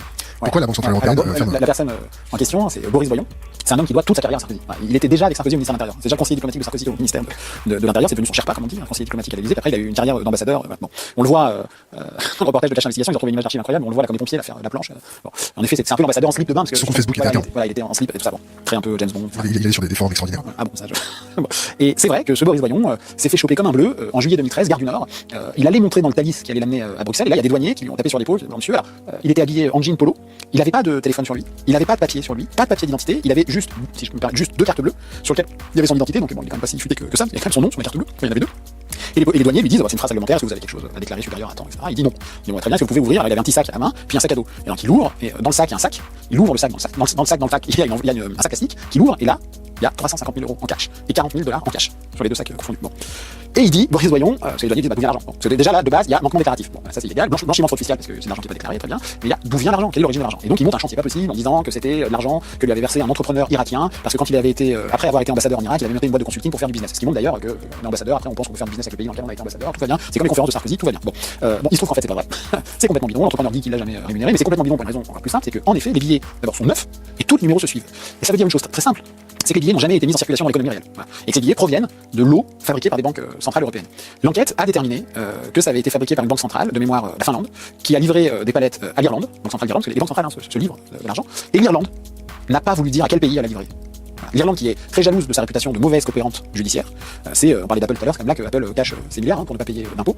C'est un pays, c'est pas un bon partenaire du tout dans la coopération internationale, que ce soit fiscale ou judiciaire, l'Irlande. Et l'Irlande ne répond pas, il n'a pas voulu répondre, d'après ce que je sais, à 2 reprises au parquet de Paris pour leur dire à qui elle a livré les palettes. Ce qu'on sait, c'est que Boris Voyant était très proche des Libyens, très proche. Ce qu'on sait, c'est qu'il y a un témoin anonyme dans le dossier, témoin protégé. Je préfère que témoin anonyme, parce que témoin anonyme, on a l'impression que c'est un planche pourri qui vient raconter anonymement des choses. Témoin protégé, c'est témoin anonyme, c'est une procédure très spéciale en France, parce que la personne est jugée crédible par les enquêteurs, mais il faut absolument la protéger pour des raisons de sécurité. Bon. Et il y a un témoin protégé, c'est le témoin 1, 2, 3, dans le dossier, témoin 123, qui livre des éléments très embarrassants sur Boris Voyant. Est-ce que ça suffira à mettre en cause judiciairement? J'en sais rien. Mais disons qu'on est à ça de lier le cash de Boris Voyant potentiellement à la Libye. Et on sait aussi, par exemple, que Boris Voyant, quand il était à l'Élysée, il a fait naturaliser la femme de Béchir Saleh, le directeur de cabinet de Kadhafi dont je parlais tout à l'heure, contre l'avis de la préfecture. On a les courriers, on les a rendus publics. La préfecture a dit elle remplit pas les critères. Elle ne remplit pas les critères. Elle remplit à ce point pas les critères que cette femme a été condamnée pour esclavage moderne contre des domestiques qui vivaient dans une indignité totale. Parce qu'ils avaient une maison, les Salés en Suisse, en France, à la frontière suisse, vers Ferney-Voltaire. Bon, eh bien, il y a un courrier signé Boris Voyant, en tête de l'Élysée, qui fait pression sur la préfecture. La préfecture dit non, nous on fera pas. Elle remplit pas les critères, on la naturalise. On a des bons fonctionnaires quand même. Et bien sûr, on a des fonctionnaires fabuleux. Et elle a quand même été naturalisée. Voilà. Au journal officiel, elle a été faite française par la grâce de Boris Voyant et donc de Nicolas Sarkozy, puisque c'était la prolongation de. Voilà. Et donc là, bah oui, les billets, quand on les chope, c'est ça qui est rare, c'est de choper les billets. Bien sûr, Boris Voyant, on a chopé les billets. C'est le cash de la campagne, c'est pas où il est. Évidemment, ce cash, il est hors comptabilité. On va pas le retrouver 10 ans après. Là, on a trouvé des billets de Boris Voyant. Et bien, on a encore une espèce de métastructure, de parastructure, qui empêche la vérité totale d'éclater. Et ça, c'est sidérant. Revenons à l'intervention de Sarkozy sur TF1. Il a cherché clairement à avoir l'opinion publique dans sa poche en se victimisant face à Mediapart. Et comment on fait, nous, la plèbe, pour s'endurcir face à la propagande politique et la propagande de guerre Ouais, c'est un enjeu capital, parce que de fait, c'est une audience importante, voilà, le 20h de TF1. C'est pour ça que, par exemple, à titre personnel, et c'est de mon petit niveau, mais dès le lendemain, il y a des médias qui m'ont proposé, donc j'étais content, mais j'ai sauté sur l'occasion de faire la matinale de France Inter, puis Jean-Jacques Bourdin, qui sont des matinales très écoutées, pour croiser le fer avec ce que Sarkozy avait dit la veille. Parce que c'était totalement faux. Donc comment on fait, les citoyens? On essaye de s'informer auprès de ceux qui ont des éléments. Il ne s'agit pas de nous croire sur parole. Moi, je suis contre le régime de la croyance, c'est le régime des faits. Voilà. Et donc, quand on essaye de documenter, on a fait un article moins de 24 heures après dans Mediapart pour dire, voilà, telle phrase de Sarkozy, c'est faux. Telle phrase de Sarkozy, c'est faux. Voici pourquoi. Telle phrase, c'est faux. Voici pourquoi. Et je pense qu'il doit y avoir une petite dizaine d'affirmations factuelles dans la prestation de Sarkozy. Elles sont toutes fausses. Voilà. Et c'est d'ailleurs, c'est inversement proportionnel à l'énergie qu'il a mise qu'il a mis dans l'entretien pour essayer d'emporter l'opinion publique. Mais là aussi, enfin, là, je vais pas faire le commentateur de PMU, mais enfin pardon, mais c'est pas l'opinion publique qui le met en examen et c'est pas en gagnant face à l'opinion publique. Il pense dans un vieux schéma hyper vertical que s'il convainc l'opinion publique, il y aurait une pression de l'opinion publique sur les 3 magistrats et qu'ils vont dire ah bah non finalement on va pas mettre en examen. Enfin, bon, voilà, c'est pas sur TF1, c'est pas contre Mediapart ou avec l'opinion publique qui va se sortir de l'affaire Livienne. Voilà, c'est en droit et c'est sur la qualité des enquêtes. D'accord, c'est en droit, c'est sur la qualité des enquêtes. Quand on voit Jérôme Cahuzac dire non, monsieur le président, je n'ai jamais eu de compte en Suisse, blablabla, et qu'il n'est pas en prison, est-ce que c'est le même mécanisme que Sarkozy essaie de faire, c'est-à-dire faire traîner oui. et jamais aller en tôle? Oui, c'est vrai que, disons que le propre de la délinquance en col blanc, c'est qu'elle vise des gens qui ont les moyens, des manœuvres dilatoires, que beaucoup d'entre nous n'avons pas de droit commun dans d'autres dossiers. Voilà, bon, qui ne concernent pas la criminalité financière. J'appelle ça la criminalité financière, même si c'est pas un crime, c'est un délit, mais ça coûte tellement à la société française, à la fois dans le sentiment, la fatigue démocratique, justice à deux vitesses, il y en a qui auront toujours plus que les autres, etc. Mais aussi ça nous coûte financièrement. Quand même, c'est pour ça moi que j'aime les affaires. C'est pour ça que j'aime les affaires. Je vais répondre à la question. Mais parce que les affaires, c'est comme, je prends souvent cette image, c'est comme quand tu veux mettre une bagnole en vente. Sur le marché, avant, tu fais des crash tests. Tu prends la bagnole et tu la balances contre un mur avec un mannequin dedans pour voir la solidité de la carrosserie. Bon, une affaire, c'est ça. En fait, c'est un crash test. C'est un crash test. Alors, il se trouve que les mannequins, c'est nous, hein, et la carrosserie, c'est celle de nos institutions, de la loi, de la classe politique, des citoyens. C'est tout ça ensemble. Et c'est la démocratie. Prenons un grand mot, la démocratie. Et les affaires sont bien plus bavardes que les faits et les personnes concernées. Bon, chaque affaire est une leçon de choses formidable de ce point de vue-là. Bon. Et Jérôme Cahuzac, ça a été un cas d'école formidable, mais à plein d'égards. Ça a été un cas d'école. On a beaucoup parlé du mensonge de Jérôme Cahuzac. Jérôme Cahuzac. C'est pas bien de mentir, mais moi je pars du principe que ça fait partie de la palette des sentiments humains qu'on puisse mentir. C'est très mal ce qu'il a fait de ce point de vue-là, mais enfin bon, on va pas faire semblant non plus de découvrir qu'un ministre ça peut mentir. Le problème du menteur, le problème du mensonge, c'est qu'il a été accompagné. Il y a eu des gens pour le croire sans enquêter. C'est valable pour une partie du système médiatique, même si c'est un mot que j'aime pas, le système médiatique, c'est une partie des médias. Voilà. Je dis bien une partie, et notamment le commentariat, quoi, ceux qu'on a dit surtout on a dit, tout le temps, etc. Voilà. Non, mais bon, c'est pas des batailles personnelles, mais voilà, on voit à peu près. Et puis par le gouvernement. On oublie toujours cet épisode de l'affaire Cahuzac, mais alors que la justice enquêtait, on est début janvier 2013, le parquet de Paris est déjà en enquête préliminaire, le gouvernement a, dans le dos du procureur Molins, lequel dira plus tard devant la commission d'enquête parlementaire que de mémoire de magistrat au parquet n'a jamais vu ça, a diligenté le gouvernement une enquête parallèle, secrète, dans le dos du parquet, auprès des autorités administratives suisses, en posant des mauvaises questions en Suisse, qui ont répondu au gouvernement français, dont la réponse était Cahuzac n'avait pas de compte en Suisse. Ça a fuité très vite au JDD, journal ami de la sphère Cahuzac, Fuchs, etc., et qui titre en une, les Suisses ont blanchi Cahuzac. Et le gouvernement, c'était Pierre Moscovici quand même, aujourd'hui commissaire européen, qui avait oublié de prévenir le parquet de ses diligences, n'a pas oublié de lui donner en revanche la réponse des Suisses. C'était quoi ça? C'était juste une manœuvre pour couper l'herbe sous le pied du procureur. Procureur dont je rappelle quand même en France qu'il est soumis hiérarchiquement au pouvoir exécutif. Heureusement qu'on est tombé sur un procureur, François Molins, qui a préféré l'indépendance à la loyauté hiérarchique. Molins, il aurait très bien pu, avec ce document, dire bon bah fin de l'histoire. Ok, bon vous avez fait l'enquête, y a pas, je classe ensuite fini. Aujourd'hui là nous, Mediapart et moi, je serais le pire des accusateurs calomniateurs en France, et Jérôme Cahuzac serait peut-être Premier ministre, ou enfin après c'est la destinée qu'on lui prédisait à l'époque. Molins il a dit hop là, non, moi je vais faire des vraies questions en Suisse, avec l'enquête, puis l'enquête de Mediapart, on va faire des vraies questions. Puis avec les mêmes éléments, il pose des questions et bizarrement les Suisses disent ah si en fait il y a un compte en Suisse et tout ça, etc. Voilà. Bon. Et c'est vrai, pour répondre à la question, que l'affaire Cahuzac, et je l'ai écrit dans le journal, et ça m'a valu d'ailleurs des débats compliqués parfois à l'extérieur, mais j'assume vraiment cette position de dire qu'elle illustre le tabou français, on parlait déjà un peu tout à l'heure, sur la prison dans la lutte contre la délinquance en col blanc. On peut tout à fait ne pas être pour le tout carcéral, pour la prison, et d'ailleurs on voit à quel point la prison est un lieu d'indignité en France, la réinsertion est en faillite, c'est des écoles du crime, c'est une décision tellement dure de mettre quelqu'un en prison que évidemment aucun magistrat ne fait ça à la légère, mais on peut aussi constater, de tenir tous les bouts, que ce sont souvent les mêmes qui n'y vont pas.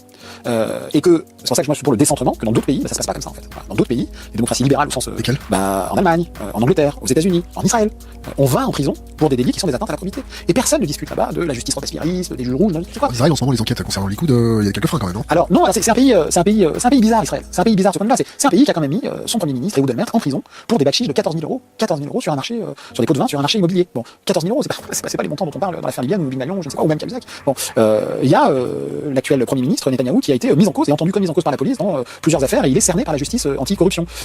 Donc c'est un pays de ce point de vue-là qui est un pays ambivalent. Il faut sincèrement, il faut ce qu'on fait pas. Je veux dire, Netanyahou, il est interrogé, mis en cause par la police anti-corruption alors qu'il est en fonction.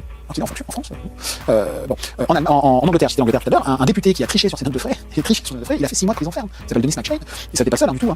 Il a fait un livre pour expliquer pourquoi c'était normal. Bon. En Allemagne, le patron du Bayern de Munich, qui a fraudé le fisc, des montants très importants, qui a été condamné à 3 ans de prison ferme. Il est allé en prison, il s'est même excusé devant le peuple allemand de l'argent qu'il avait volé, etc. Parce que la fraude fiscale, c'est du vol, c'est ni plus ni moins du vol. C'est un enrichissement personnel.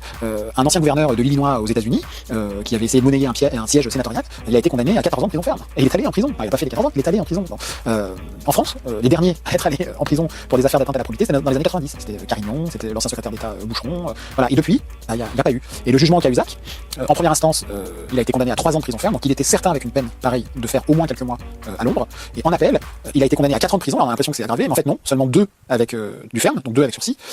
Et 2 ans de prison ferme, c'est le palier qui permet d'aménager la peine. Bon, donc aujourd'hui, ce qu'on peut dire, c'est qu'il est plus du tout certain d'aller en prison comme c'était le cas en première instance. C'est exactement ce qu'il voulait. La chose dont ils ont le plus peur, c'est ça. L'exemplarité de leur point de vue, c'est ça, c'est la prison qui fait peur. Et donc là maintenant, il va être présenté devant un juge d'application des peines, et la probabilité que celui-ci l'envoie derrière les barreaux est quasi proche de 0. On fait une petite parenthèse. On a vu émerger ces derniers temps des codex, des fact-checks, des listes blanches de médias patenté et accrédité pour déterminer ce qui était la réalité. Est-ce que tu as un point de vue là-dessus, sur ceux qui déterminent la liste, les gens au sein de cette liste-là, et les répercussions sur l'esprit critique du public? C'est une question hyper importante et très compliquée. C'est-à-dire que moi, j'ai aucun problème avec le fact-checking. Tout ça me paraît extrêmement sain d'essayer de vérifier où se situent les faits par rapport à la propagande, par rapport. Après. Propagande de quel côté? Franchement, n'importe quelle, la propagande gouvernementale, la propagande d'entreprise, la propagande syndicale, la propagande militante. Voilà, peu importe, il y a des propagandes, il y a des informations qui, comme le Canada Dry, ont la couleur, l'odeur, mais n'en sont pas. Et donc, c'est bien que les journalistes viennent dire, bah non, voilà, les faits, c'est ça. Bon. Après, il faut pas qu'il y ait des effets de loupe avec le fact-checking où, en fait, c'est pas 2%, c'est 3%, et que le débat public soit capté par des batailles d'apothicaires autour d'une réduction du fact-checking à simplement ce type de petite algarade de chiffres. Voilà. Mais sur la fonction sociale et intellectuelle et utile aux citoyens, de toute façon, moi, je voilà, on fait. Après, il y a la question en effet, des listes des médias qu'on conseille de lire. J'en vois bien l'utilité dans un moment où le complotisme saisit beaucoup la jeunesse, les réseaux sociaux, etc., etc. Mais comme s'il y avait un danger permanent du peuple numérique. Ce qui me gêne un peu, moi, cette idée-là, parce que les plus gros producteurs de fake news, c'est quand même les gouvernements. Les journalistes. Oui, ça peut être les journalistes, mais quand même, n'oublions pas que une grande partie des pays occidentaux sont partis faire la guerre en Irak sur la foi d'une énorme fake news américaine. Voilà. En Libye, il y a eu de très grosses fake news. Par exemple, en Libye, il a été dit, ça fait le tour du monde. Chacun pourra retrouver. Il a été dit que Kadhafi a envoyé son aviation bombarder Tripoli en février 2011. C'est BHL qui... BHL a relayé tout ça, et bon, la scène selon laquelle l'aviation libyenne a bombardé des populations civiles le 21 février 2011, qui est une information qui était sortie dans Al Jazeera sur la foi d'un témoignage téléphonique dont on voyait pas le visage de la personne, qui a fait le tour du monde, ça fait des urgences, etc. Bon, voilà. Cette scène n'existe pas. Elle n'existe pas à tel point que l'ambassadeur français en Libye, François Bouillette à l'époque, est entendu quelques jours plus tard au Parlement, il dit cette scène n'existe pas. Le ministre de la Défense Robert Gates et le chef d'état-major de l'armée américaine qui sont entendus au Sénat début mars 2011 disent cette scène n'existe pas. Cette scène n'existe pas. Voilà. Et pourtant, partout il a été dit, et chacun qui a un peu en souvenir la guerre en Libye croit que Kadhafi a bombardé des populations civiles. En fait, ça n'est pas vrai. Alors, ça fait pas Kadhafi un démocrate, ça fait, je sais pas. Bon, c'était un tyran, mais ça c'est pas vrai. Voilà, c'est pas vrai. Et moi, j'ai rencontré pour le livre dont je parlais tout à l'heure Bernard-Henri Lévy, que je crois sincère, dans sa démarche, comment dire, de se prendre un peu pour Malraux, quoi. C'est-à-dire, c'est ce qu'il a raconté dans son livre La guerre sans les mecs, voilà, il a, un chef-d'œuvre, il avait un journal en costume de soi-même, quoi. Et il avait comme ça, avec la guerre en Libye, la situation paroxystique de la guerre juste, de son concept de guerre juste. Comme s'il suffisait de penser politiquement juste, à savoir Kadhafi est un tyran, pour que la guerre soit juste. Comme si c'était aussi simple que ça. Bon, mais peut-être qu'il est sincère, et moi je suis pas dans le secret des âmes des gens ici. Voilà. En revanche, dans notre entretien, et c'est dans le livre, et il a même validé la citation, donc moi je pourrais pas. J'ai un mail, d'ailleurs il a jamais démenti depuis l'automne dernier, il dit oui, c'est vrai, il n'y a pas eu de massacre de population civile. Or, il disait l'inverse. Alors après, il est très habile, il dit mais justement, sa phrase d'après, c'est il n'y a pas d'histoire des catastrophes évitées, c'est précisément pour ça qu'on fait des guerres préventives, etc. Enfin quand même, moi je pensais que cette phrase de BHL allait faire un peu événement quand le livre est sorti, bon, elle est passée un peu inaperçue, mais bon, c'est dans le livre, oui, il n'y avait pas de massacre, c'est vrai, il n'y avait pas de massacre de population civile. Bon. Il y a eu un début de guerre civile, j'ai dit tout à l'heure, il y a eu une insurrection, il y a eu une répression par le régime Kadhafi, il n'y a pas de doute, mais le génocide en route ou le massacre de population civile, ça c'était des fake news qu'on a accompagné, et on peut regarder cette histoire-là avec un regard maintenant un peu plus clinique et un peu plus froid. Donc pour revenir à notre discussion, pour rajouter justement les charniers Timisoara. Ah oui, bien sûr, les charniers, bien sûr. Pour revenir à la question. Ouais, sur les listes de journaux, c'est toujours compliqué de savoir qui fait la liste, selon quels critères, et puis où ça commence et où ça s'arrête, quoi. C'est-à-dire que c'est à la fois par les promoteurs qui font ça, l'idée d'accompagner l'esprit critique du lecteur et sa vigilance vis-à-vis du tout numérique, voilà. Et en même temps, je trouve qu'il y a un risque potentiel précisément de priver le citoyen de son libre arbitre, voilà. Et chacun est libre de lire ce qu'il a envie de lire. Et moi, j'essaye de faire des interventions, par exemple, dans les collèges, les lycées, tout ça. Les écoles de journalisme. Alors, les écoles de journalisme, passe le bonjour à l'école de Tours. J'y vais d'autant plus que moi, j'y suis jamais allé. J'ai pas de diplôme système baccalauréat, donc moi, je connais pas ce qu'on y apprend, etc. Mais je voulais parler des personnes plus jeunes, des collégiens ou des lycéens. Je déteste qu'on les prenne de haut sur les questions du complotisme, par exemple. En disant c'est pas bien de penser ça. Voilà. Bien sûr que le complotisme, bien sûr que les fake news, bien sûr que la propagande, bien sûr que des puissances comme la puissance russe ou d'autres, des régimes autoritaires peuvent propager. Ou américains, j'ai dit tout à l'heure, la guerre en Irak. Bien sûr, tout ça, mais j'aime pas cette idée d'aller voir les gamins, les voir de haut avec ce genre de surplomb en disant c'est mal de penser comme ça. Prenons les choses à l'envers. Partons du principe que le complotisme, entre guillemets, il y a une part qui est une part critique du monde tel qu'on nous présente. Enfin, ça veut pas dire évidemment qu'il faut croire et tomber dans le régime de la croyance, mais la meilleure façon de lutter contre le complotisme, c'est d'aller au fond des faits avec ces gens. Dire, voilà, quelle est la base factuelle de ce qu'ils racontent. T'es du genre à vouloir t'inoculer une part pour pouvoir te rendre plus résistant. Ouais, en tout cas, moi je pense que c'est qu'en se coltinant à ça qu'on peut le résoudre. C'est pas en se bouchant le nez en disant. Moi j'aime discuter avec des jeunes sur les théories complotistes. Lesquelles? Mais n'importe, que ce soit autour d'un attentat, ou les vaccins, ou même parfois les plus folles. Je veux dire. Comme la Terre est plate. Ouais, la Terre est plate, les Illuminati, les serpents là, comment ça s'appelle? Les reptiliens. Il y a des empreintes énormes de ces trucs-là. Bon, mais de la même manière qu'il y a 120 ans, il y a des protocoles des sages de Sion qui a nourri l'antisémitisme moderne depuis des décennies. Bon, mais moi je pense que tout ça. Ça se regarde au cas par cas, au fait, et on démonte patiemment tout ça. Et je pense qu'entraîner notamment ces jeunes-là dans l'exercice de déconstruction, ça les valorise à fond. Et c'est le meilleur vaccin contre ça. Les endurcit. Mais bien sûr, ça les endurcit. Et donc voilà, s'ils se posent des questions, ils ont pas envie de croire à quelque chose. D'abord, c'est les croyances, puis regardons. Vous dites les Kouachi, c'est pas vrai, il y avait le phare, le rétroviseur. Prenons les faits un par un et regardons. Et ça se démonte tout ça. Ça se démonte tranquillement. Et c'est comme ça qu'on gagne, je crois, la bataille de l'info. Revenons, on voudrait ton point de vue sur les manipulations d'élections, l'astroturfing, les usines à trolls, la réaction de ta corporation. Est-ce que tu la trouves saine, pas saine? Est-ce que tu penses que le journalisme n'est pas dans un état de décrépitude? Est-ce que le journalisme ne va pas à volo? Est-ce que le journalisme n'a pas la laisse du pouvoir qui se tend beaucoup plus qu'avant sur le collier de la presse? Est-ce que le fait qu'il y ait une concentration de la presse dans les mains d'oligarques français, ça devient un petit peu, trouvons un bon mot, morbide? La France médiatique d'après-guerre, elle s'est construite notamment sur la foi d'un petit livre absolument bouleversant, dont le titre était Les Jours Heureux. C'était le programme du Conseil national de la résistance. Alors on en parle beaucoup, on l'apprend à l'école parce que c'est la sécurité sociale, tout ça, bon, c'est vrai. Mais dans Les Jours Heureux, il y avait aussi des passages sur la liberté de la presse. Parce que la presse, pendant la guerre, a sombré soit dans la collaboration, essentiellement. Les journaux à s'être sabordés sont très rares en France. Le Progrès de Lyon, par exemple, Canard enchaîné et d'autres, hein, évidemment, mais c'est pas comme les poissons volants, c'est pas la majorité du genre. Soit dans la corruption, soit dans les deux. Bon. Donc il a fallu reconstruire l'idée de la presse indépendante. Et le programme des Jours Heureux du CNR y a participé. Et disait qu'il ne fallait pas que derrière les médias, il y ait ce qu'on appelait, c'était l'expression à la mode à l'époque, puissance d'argent. Hein. C'est notamment là-dessus que Beuve-Méry, hein, le fondateur du Monde, créera le Monde en disant qu'il ne voulait pas qu'il y ait derrière le Monde ni banque, ni État, ni Église. Voilà, c'est l'expression ni banque, ni État, ni Église. Indéniablement, le Monde créé au sortir de la guerre a été un grand projet d'indépendance, qui a ferraillé d'ailleurs tout de suite avec le général de Gaulle, et on se rappelle des batailles entre Sirius, Beuve-Méry et de Gaulle. Bon. Ce temps-là, ce moment, cette époque, cette promesse de l'indépendance de la presse est aujourd'hui révolu. Voilà. Il est révolu. Il n'y a pas besoin d'être très excité pour constater que l'essentiel des médias privés, c'est-à-dire en dehors du service public, financé par la redevance, appartiennent aujourd'hui, sa très grande majorité, à des gens qui sont des capitaines d'industrie, qui sont milliardaires, et c'est très bien, j'ai pas de problème, il n'y a pas de racisme de l'argent, mais dont le cœur d'activité, non seulement n'est pas l'information, mais est de vendre des armes, faire du BTP, faire de la téléphonie mobile, Bolloré c'est faire un peu tout ça et bien plus, d'avoir des bonnes relations avec les gouvernements en place successifs, qu'ils soient de droite ou de gauche, tout ça n'a pas de couleur politique, voire avec des dictatures étrangères. Bon, par exemple, Bolloré, Dassault sont de très bons exemples. Il y a une dictature pour Dassault, c'est pas une dictature, c'est un client potentiel. Quoi. Bon, Bolloré, c'est la même chose, notamment sur le continent africain. Et donc, il n'est pas besoin d'être hyper vertébré politiquement ou très excité pour constater que les intérêts principaux de ces capitaines d'industrie peuvent entrer en contradiction avec une information libre et indépendante que les journalistes qui travaillent dans les titres qu'ils détiennent sont susceptibles de produire. Bon. Et donc ça, c'est un énorme problème parce qu'ils sont pas nombreux en fait. Hein. Ils sont 8 ou 9. Hein. Les gens dont je parle, Dassault, Bolloré, Xavier Niel, François Pinault, Bernard Arnault, le leader mondial du luxe et qui détient le seul quotidien économique papier, les Échos et le Parisien, bon, et quelques autres. Et là, de fait, on est dans un moment d'hyper-concentration des médias en France entre les mains de quelques-uns. C'est la définition de l'oligarchie, hein, voilà, qui est évidemment un énorme problème pour le foisonnement de l'information libre et indépendante. Et on voit bien ce que ça crée, ça peut créer de la censure, de la vraie censure. Bolloré a censuré. On l'avait raconté dans Mediapart, c'est d'ailleurs Nicolas Vescovaci, l'auteur du documentaire, qui est celui qui a fait le cache, l'investigation sur la Libye, une enquête sur les soupçons de fraude fiscale, le système d'organisation de fraude fiscale du Crédit Mutuel, qui devait être diffusé sur Canal+. Il se trouve que le Crédit Mutuel, voilà, c'est la banque Page, voilà, qui appartenait à Crédit Mutuel CIC, sauf qu'il trouve que c'est la banque de M. Bolloré. Et donc Bolloré, d'un coup de fil, a censuré le sujet qui avait pourtant été validé par le service juridique et par la direction des programmes de Canal+. Et non seulement il l'avait fait, en plus il l'avait assumé ensuite en comité d'entreprise devant les salariés en disant que c'était comme ça, qu'on n'allait pas aller à l'encontre des possibles annonceurs. Enfin là, c'était plutôt un partenaire financier. Bon. Mais ça crée aussi la pire des censures, qui est l'autocensure. C'est-à-dire, quand tu travailles aux Échos, est-ce que c'est facile de faire des enquêtes d'initiative sur les paradis fiscaux quand tu sais que LVMH a des sociétés dans les paradis fiscaux, en veux-tu, voilà. Bon, LVMH, propriétaire du journal. Je vais même aller encore un peu plus loin. Si on va dans le moteur de recherche des Échos, et qu'on tape Nicolas Bazir, Karachi. Bon, l'affaire Karachi, c'est une histoire de détournement d'argent sur les ventes d'armes du gouvernement français sous Édouard Balladur entre 93 et 95. Eh bien, le directeur de cabinet de Balladur à l'époque, c'était Nicolas Bazir. Nicolas Bazir, aujourd'hui, c'est le numéro 2 de LVMH, propriétaire des Échos. Bon. Il fait quoi, Jean-Louis Bruguière, en ce moment? Jean-Louis Bruguière, je sais pas ce qu'il fait. Il a fait beaucoup, après avoir été dans la justice antiterroriste, il a beaucoup travaillé dans le privé. Et il a notamment travaillé pour Total, dans l'affaire AZF. Mais aujourd'hui, je sais pas. L'affaire Karachi, c'est quoi déjà? Alors, Bruguière, oui, Bruguière, ça avait été dans le volet terroriste de l'affaire Karachi, c'était le juge qui a voulu à tout prix, et contre les éléments qu'il avait dans son propre dossier, dire que l'attentat qui avait visé des ingénieurs français à Karachi en mai 2002 était le fait d'Al-Qaïda.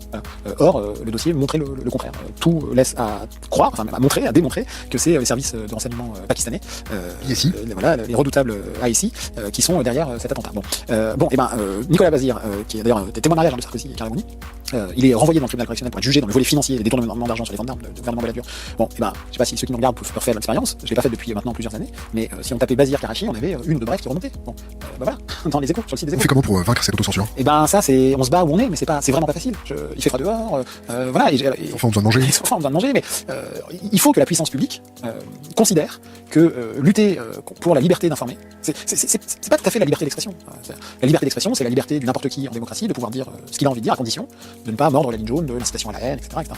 La liberté d'informer, c'est un peu autre chose. C'est la capacité donnée à des artisans du réel, qui sont des journalistes, de pouvoir faire leur travail et d'assumer leur rôle de dérangeur, d'agent d'intranquillité. Turbulent. Ouais, c'est notre boulot. L'intranquillité, c'est notre boulot. Notre boulot, c'est produire des informations qui vont. D'ailleurs, c'est comme ça que le dit la Cour européenne des droits de l'homme, qui est la justice supranationale, la justice européenne, qui depuis 1976, donc c'est une vieille affaire tout ça, a un arrêt qui est très beau, qui s'appelle l'arrêt Handicide, qui dit que le journalisme et la production d'informations peut en démocratie, je cite, heurter, choquer, voire inquiéter. Voilà, peut heurter, choquer, voire inquiéter. Ça me paraît rien. C'est-à-dire que la jurisprudence européenne qui nous gouverne dit que le journaliste peut heurter, choquer, voire inquiéter. Ben oui, c'est notre rôle. Et l'intranquillité, c'est ça, c'est qu'il nous oblige à réfléchir sur nous-mêmes, qui nous oblige à pas être d'accord avec nous-mêmes, à heurter ses propres convictions avec les informations. C'est pas les opinions qui vous font réfléchir. Je crois pas. Moi, je pense qu'une opinion, ça permet de conforter avant même d'avoir lu. C'est par choc qui te font réfléchir. Oui, je pense sincèrement que ce sont les faits qui font les opinions. Je ne crois pas que les opinions font ces opinions. C'est pour ça que moi j'aime bien ce boulot-là de producteur de réalité entre guillemets. Écouter les faits, ouais, mais bien sûr qu'on se prend les faits. Voilà, les faits, ça amène à réfléchir. Les faits sont producteurs de conscience. Les faits sont et ça heurte ses aspirations, ça peut heurter tes propres aspirations, ça peut heurter tes propres convictions. Bah, c'est très bien. Comme ça, on n'est pas toujours d'accord avec soi-même. Bah, je connais rien de mieux que les faits pour pouvoir produire ça.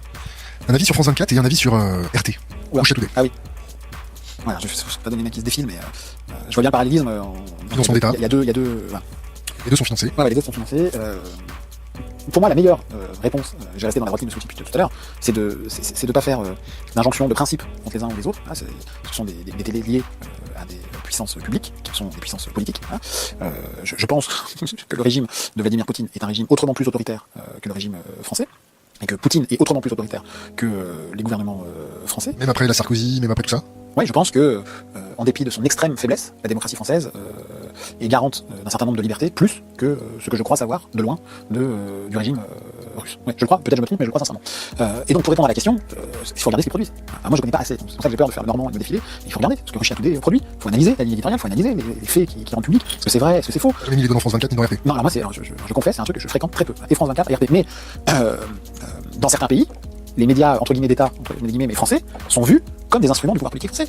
Bien sûr, on est toujours l'étranger de quelqu'un, on est toujours la puissance étrangère de quelqu'un. Et je connais des Ivoiriens, par exemple, qui considèrent que RFI a été la voix de la France à plusieurs égards, pas que, mais parfois au moment de la chute de Gbagbo. Voilà. Et que parce que il y a eu une conjonction des intérêts. Je dis pas qui a raison, qui a tort. Je dis que c'est un état de fait. Il y a des gens qui pensent ça, et pas qu'un peu, qu'il y a eu une conjonction des intérêts de Nicolas Sarkozy, qui a confessé lui-même qu'il avait mis Alassane Ouattara au pouvoir et fait tomber Gbagbo, et l'information autour de Laurent Gbagbo à l'époque de sa chute, il y a quelques années en Côte d'Ivoire, et que les médias français, notamment les médias qui sont sous la coupe du service public français, n'ont pas toujours eu l'indépendance qu'on attend d'eux. Voilà, c'est pas toujours la BBC, quoi. Voilà, qui est plus indépendante du pouvoir que parfois le cordon ombilical. Je reprends encore l'exemple de Sarkozy, on va croire que je suis obsédé, mais qui se considérait comme l'actionnaire, lui, comme l'actionnaire du service public. Or, l'actionnaire du service public, en fait, c'est le contribuable. C'est celui qui paye la redevance, c'est nous, en fait, les propriétaires du service public.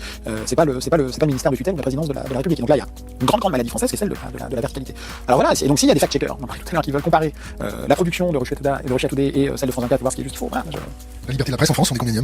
Ah bah d'après le classement de Reporters sans frontières, on est économiquement la 5e puissance mondiale.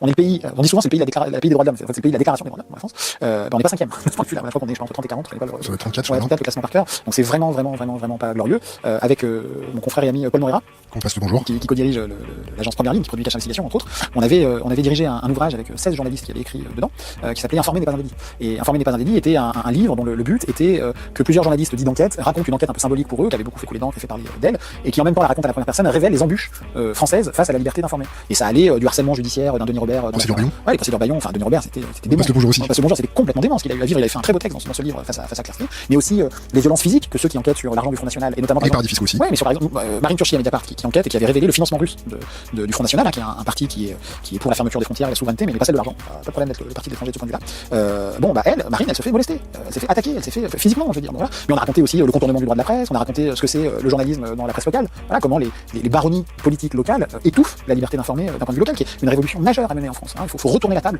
de l'information locale. En France, c'est terrible. Chaque grande ville n'a qu'un quotidien qui est un peu au miroir du potentat politique. C'est-à-dire, chaque grande ville a son homme politique. C'est généralement des hommes qui sont là depuis des décennies, bien installés. Et puis il y a le journal, il n'y a pas de pluralisme, très peu, il n'y a pas de concurrence, il n'y a pas d'émulation, il n'y a pas, voilà. Et puis il y a des financements publics de la collectivité en question très importants vers le journal. On est dans un légitimisme de bonne loi. Et puis bon, il n'y a pas grand-chose qui sort. Je ne veux pas du tout caricaturer et généraliser surtout. Voilà. Mais venant moi d'une grande ville, à savoir Lyon, je sais très bien comment ça se passe ces choses-là. Et c'est effarant. Putain, mais on peut pas. Non, je veux dire, dans une grande ville comme Lyon, comme Strasbourg, comme Nantes, comme je sais pas, Marseille, ça, il devrait y avoir plusieurs quotidiens qui se tirent la bourre tous les jours, qui révèlent. Enfin, je veux dire. L'argent. Ouais, il n'y a pas d'argent.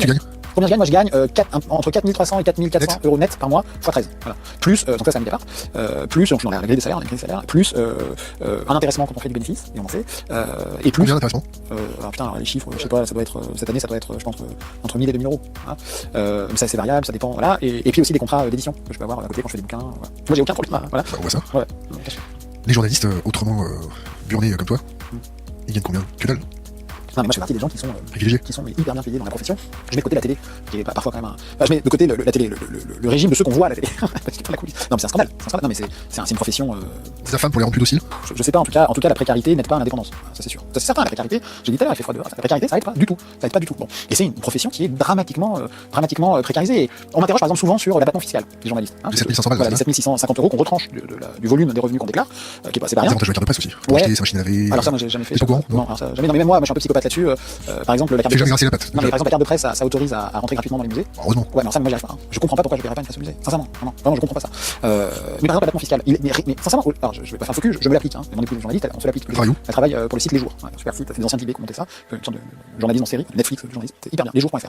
Je vais lui faire un bisou. Ouais, bien sûr, toujours. Mais ça n'a plus aucune justification, cet abattement. Cet abattement n'a pas de justification, je veux dire. Et je suis pour qu'on mette fin à cet abattement. Je vois pas pourquoi, nous, journalistes, on aurait un abattement fiscal. Au nom de quoi? Bon, je veux dire, ça date de Il la. faut augmenter les salaires alors. Et voilà, mais voilà. Je veux dire, je suis pas non plus complètement con. C'est-à-dire que, ok, on arrête l'abattement fiscal, mais par contre, il faut augmenter les salaires et augmenter les salaires de ceux qui sont mal payés. Donc créons une caisse mutualiste avec l'argent de l'abattement fiscal pour verser à ce genre de rien, on peut imaginer plein de trucs, mais j'aurais rien contre la fin de l'abattement fiscal, au contraire, c'est inique. Est-ce que tu vois un sujet à aborder avec nous? Est-ce que tu as envie de parler un truc? Non, on a envie de parler un truc avec toi. Comment tu fais pour te sécuriser, pour faire tes enquêtes? On s'est permis un petit peu de te scanner un peu avant que t'arrives. T'as un iPhone, t'as des applications pourries dessus. Bah comment ça, j'ai. T'as pas un Candy Crush ou une connerie comme ça? Ah non. Non, t'as que Non, j'ai Signal. Telegram, des choses comme ça? Signal, j'ai Viber, j'ai D'accord. Telegram. T'as aucune application, genre une lampe de poche? Moi j'ai la lampe de poche de l'iPhone. Ah ouais. Ouais. Et t'en as d'autres applications que t'as installées toi-même? Genre t'as pas une application pour jouer au poker? Non, j'ai un jeu de foot. T'as un jeu de foot, Ouais. d'accord. Ouais. Ton jeu de foot, il te demande quoi? Il a accès à ton micro, Non. à tes contacts? Non. D'accord. Tu fais comment pour sécuriser en tant que journaliste? Alors, moi je suis très mauvais. Je suis pas geek du tout. Donc, alors comment je fais? On a un service informatique au journal qui nous donne un nombre de prescriptions importantes. Voilà. On a beaucoup travaillé avec la Quadrature du Net. On passe le bonjour. On passe le bonjour à Mediapart pour sécuriser un certain nombre de plateformes, etc. Donc moi je suis alors j'ai vu qu'il y avait une faille récemment, mais je suis sur PGP. Voilà, c'est crypté l'email. C'est chiffré, pardon. Ouais, mais voilà, tu vois, je suis vraiment une brêle, donc voilà. Je suis toutes les prescriptions du service informatique. Donc il nous arrive, on a un ordinateur non connecté. Voilà, on a par exemple une plateforme qui s'appelle FrenchLeaks pour nous transmettre des documents de manière totalement confidentielle.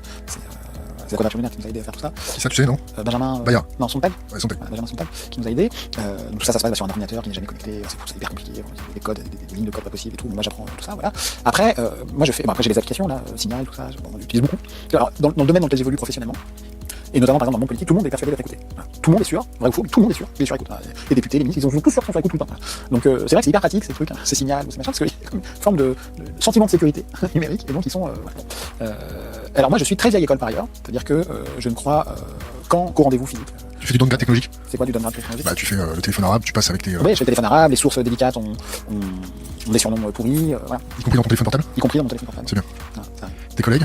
Bah pareil, on essaie d'avoir une culture commune, quoi. Alors ça c'est vraiment les gens de la technique chez nous qui nous disent, voilà, Voilà. Et alors on nous a dit aussi de ne jamais trop en dire sur ce qu'on fait et comment on le fait. Comment tu te sécurises? Comment on sécurise? Alors, parce qu'on m'a toujours donné l'exemple de Christophe Barbier de l'Express qui un jour avait dit dans ses éditos là où il fait avec son écharpe à côté d'une plante verte, où il avait dit le site de l'Express est inviolable. Ouais, il s'est fait défoncer un milliard, c'est ça? Ouais, c'est ça, un milliard. Ça lui a servi de leçon, hein. Ça lui a fait du bien. Nous, on nous a, voilà. Il y avait une faille une fois, il y a très longtemps, il y a déjà de longues années dans le site, on l'avait rendu public, la faille, et qui était il y avait en effet une faille qui avait permis de rentrer dans le site à des hackers. On n'a jamais pu identifier. Des pirates. Des pirates, pas des hackers, des pirates. Et on n'a jamais su d'où ça venait, mais ça nous a permis de. Vous faites un peu de pen test sur votre infrastructure? Penetration testing. Ah bah je pense, ouais. Alors ça faut vraiment demander au service, mais je pense, ouais. Ils sont assez à cran quoi dessus. Donc, Vous conseillez Souyak ou Yogosha pour... D'accord, je comme ça. conseillerais. On arrive à la fin de notre émission. Tu vois un truc à aborder, un sujet à aborder? Ah non, T'as aborder un je truc? non, Donc l'avant-dernière question, c'est pas une question, c'est laisser un conseil pour les jeunes générations, une bouteille à la mer, quelque chose d'impérissable sur les réseaux. Qu'est-ce que tu peux laisser? Bah, c'est une question pour ceux qui auraient envie de faire ce métier. Enfin, pas une question, c'est une bouteille dans laquelle je mettrai le message à l'adresse de ceux qui auraient envie de faire ce boulot. On me demande moi souvent c'est quoi les qualités, c'est quoi qu'il faut pour être un bon journaliste. Et ce dont je suis à peu près certain, c'est que ça ne s'apprend pas à l'école. Ça c'est sûr. Et j'en vois en fait 3, dont la première, ça va paraître hyper tarte à la crème, mais je le crois vraiment. Très cliché, mais je vais expliquer pourquoi, c'est la curiosité. Mais attention, la curiosité c'est une humilité.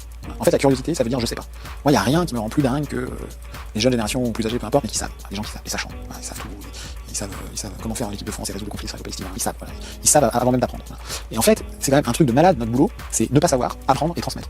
Tout ce que tu sais, c'est que tu ne sais rien. Ouais, non, mais vraiment, c'est pour ça que je dis, c'est un peu. Mais vraiment, je veux dire, on débarque dans un univers de savoir immédiat, le journalisme. Nous, on connaît pas. On découvre, on va au contact de ceux qui savent, des documents, des sources, etc. On apprend, on vérifie et on transmet. On transmet au plus grand nombre parce que en fait, ça nous appartient pas. C'est justement ça. On parle souvent de la transparence. Moi, c'est un mot que j'aime pas du tout, la transparence. D'ailleurs, je pense qu'il est utilisé, si ce n'est inventé par ceux qui n'en veulent pas, parce que la transparence, ça donne l'impression qu'on veut voir au travers des gens. Ça donne l'impression, le mot contient un peu une idée d'agression intime. Et en fait, il y a un mot qui était beaucoup plus beau, qui était le mot des débats d'assemblée pendant la Révolution française. Ça s'appelait la publicité. Alors depuis, ça a été capté par la valeur marchande. Mais sur ça, par exemple, on dit la publicité des débats pour la justice. La publicité, c'est un mot superbe parce qu'il contient en lui-même sa promesse. C'est ce qui appartient au public. C'est ça notre boulot. En fait, c'est comme un bien immatériel. Et ça nous appartient pas. Ça appartient pas aux gouvernants, ça appartient pas aux entreprises. Ça appartient à tout le monde. C'est pour ça qu'on appelle ça le droit des sociétés à savoir.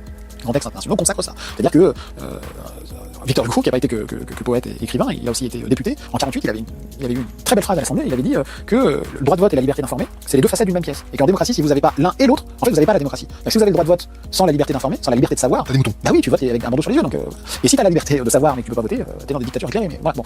Et donc c'est pas rien comme enjeu. C'est pour ça que la curiosité, c'est une humilité. Voilà, bon. Le deuxième, c'est la capacité d'indignation. Voilà. Je déteste l'idée que les journalistes seraient des comptables grisâtres du réel. Je déteste l'idée de l'objectivité. Je déteste l'idée de l'objectivité parce que ça n'existe pas. À partir du moment où tu décides de travailler sur un sujet plutôt qu'un autre, tu fais déjà un choix. Et le propre du subjectif, c'est le choix. Bon, je crois à l'honnêteté, je crois à l'insincérité, je crois au contradictoire, je crois à tout ça. Je ne crois pas à l'objectivité. Et je suis désolé, notre métier consiste aussi parfois à avoir de l'empathie pour des situations. Ça ne veut pas dire de sombrer dans l'émotion ou le sentimentalisme. Ça ne veut pas dire être prisonnier de cela, mais on peut avoir des empathies, on peut avoir des engagements. C'est-à-dire que moi, j'aime l'engagement, j'aime le journalisme engagé, j'aime pas le journalisme militant. J'aime les idées, j'aime pas l'idéologie dans la pratique de mon métier. Les journalistes qui sortent avec des hommes politiques. Bah ça c'est compliqué. Franchement c'est compliqué. Je trouve que c'est vraiment compliqué. C'est cette espèce de lien. Non, c'est hyper compliqué. Je trouve que c'est les conflits d'intérêts. Les journalistes, ils sont. Nous, au journal, on a fait là récemment pendant 10 ans, tous les journalistes ont publié leur déclaration d'intérêt. On a fait donc sur le site de Mediapart, il y a les déclarations d'intérêt des journalistes. Déclaration d'intérêt. Et ben c'est de dire quelles sont. Tu couches. Non, ça c'est pas du tout. Il y a une liberté, un secret intime de ça. Mais non, mais avec quelle est la profession du compagnon ou de la compagne. Est-ce qu'on a. Avec qui tu couches. Oui, mais ça c'est plus que. Enfin, c'est à qui on vit, c'est à qui on partage. Avec. Est-ce qu'on a des engagements en dehors de notre journal dans un parti politique, dans une association, dans une société secrète, dans les Illuminati ou alors les francs-maçons, ouais, en l'occurrence. Alors ça c'est une bonne question. Est-ce que ça rentre dans la déclaration d'intérêt du journal? C'est une bonne question. Ça c'est une super bonne question. Je sais pas. Ouais, je sais pas. Est-ce qu'on a des actions? Est-ce qu'on a tout ce qui peut interférer avec le domaine qu'on couvre dans le journal? Voilà. C'est bien normal qu'on ait cette transparence, cette publicité là. Et la dernière chose, la dernière qualité, là c'est un truc pratique, bah, c'est de jamais être résigné, quoi, de rien lâcher. Quoi. Voilà. Parce que jusqu'à la mort. Bah, en tout cas, enfin jusqu'à. Est-ce que t'es prêt à sacrifier? C'est-à-dire pour mon métier? Ouais. Bah beaucoup, hein, je sacrifie beaucoup pour mon métier, mais après il y a des choses. Quoi Ce qu'il y a de plus précieux sur Terre, qui est le temps. Voilà. C'est-à-dire que c'est un temps qu'on consacre pas aux choses qui sont essentielles dans nos vies. Tes enfants? Ouais, la famille, voilà, l'amour, voilà. Je crois. J'ai une hiérarchie personnelle. Voilà. Normal. Ouais, voilà. Et dans ce métier-là, c'est hyper facile de le faire avec une flemme et une résignation et un fatalisme. C'est hyper facile. Il y a une idéologie de la communication qui est le pire ennemi du journalisme. Le pire ennemi du journalisme, c'est pas le mensonge, c'est la communication. Ou de manger dans la main de son maître. Ah bah oui, bien sûr. Alors, bah oui, mais après c'est déjà, bon, c'est plus du journalisme, c'est la publicité, hein, c'est la réclame. Mais voilà, après. Il y a des gens, comment dire, je suis vraiment pas pour généraliser, il y a des gens indépendants partout. Il y a des gens indépendants dans les groupes Lagardère, à Dassault, chez Bolloré, des gens qui se battent, il y a des gens, voilà, mais après c'est des problèmes systémiques. On peut pas compter que sur l'indépendance des individus. Et ça c'est un truc très français. C'est-à-dire que les institutions françaises, la 5e République et tout ça, ne comptent que sur l'indépendance des gens. Moi je pense que ce sont les institutions qui doivent être indépendantes et audacieuses. Pas simplement le pari sur une personne une fois qui est indépendante. Par exemple le procureur Molins dans l'affaire Cahuzac, par exemple par exemple le fonctionnaire qui tire la sonnette d'alarme, etc. À un moment donné, voilà, on n'a pas un écosystème adulte et mature de ce point de vue-là. La France est un pays qui est en panique face au concept d'indépendance. C'est celle des médias, c'est celle de la justice, des contre-pouvoirs. Et pourtant, on nous a appris à l'école avec Montesquieu que par la disposition des choses, le pouvoir doit arrêter le pouvoir, etc. Mais en fait, on n'a pas respecté la parole de l'un des pères de la nation. Avant de terminer, je veux 3 bouquins. 3 bouquins.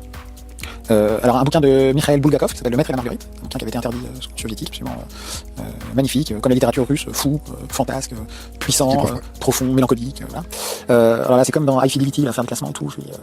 Un bouquin fabuleux d'un journaliste que j'adore, l'un des pères du nouveau journalisme qui s'appelle Guy Tallise, qui était un des partenaires de Tom Wolfe, qui vient de mourir, et qui avait fait un livre où il avait pénétré une famille mafieuse, une des 5 familles de New York, comme on disait dans les années 70. Et le livre s'appelle, il y a un titre un peu bizarre, s'appelle Ton père honorera avec un S à la fin. Et il raconte, enfin c'est Scorsese, quoi, il raconte de l'intérieur la vie tranquille d'une famille mafieuse à New York, tranquille dans ses us et coutumes. Voilà. Et un troisième livre, j'ai fait un roman, j'ai fait. Oh là là, c'est terrible. C'est terrible. Moi, c'est toujours pareil quand on me demande quels sont mes films préférés, mes disques préférés. Vas-y, ton disque préféré.